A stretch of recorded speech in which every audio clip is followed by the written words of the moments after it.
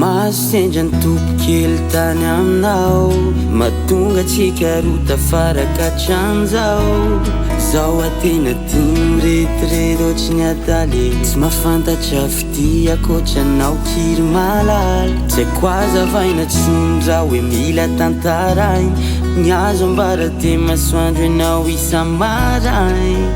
Taratra azavanao ahy sady kofankampanay, fa ohatry zao ary efa tena ty anaovako voady, fa ho alaiko vady. Nabetsaka aza ny aty ny atsika mandra maty, efa vita fatomaty hatramizay akile tady. Anaovako voady, fa ho alaiko vady, satria vita fatomaty ny antsika roa.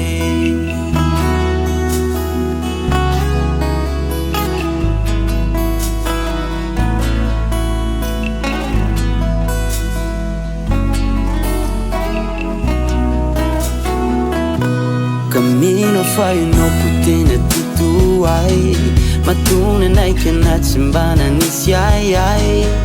Rombotra fidy tsy tanatsony azaho, raha vo ianao miteny de manaiky tsotry zao.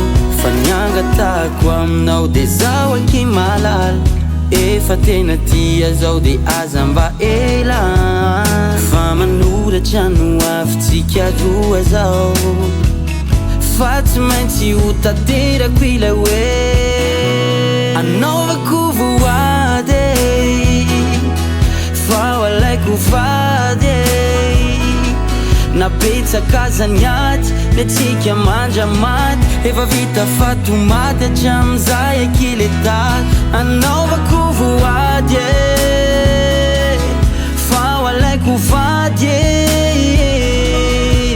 satria vita fatomaty ny antsika roa. Na iodina makaiza de tsy ahita ohatranao, tsy ahita intsony ana itety zao rehetra izao. Fa tena tia voantoko eny hoe mandra maty.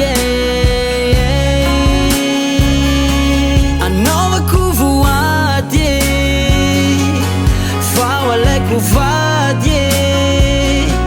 Nabetsaka aza ny aty ny atsika mandra maty, efa vita fatomaty hatramizay akile tady. Anaovako voady, fa ho alaiko vady,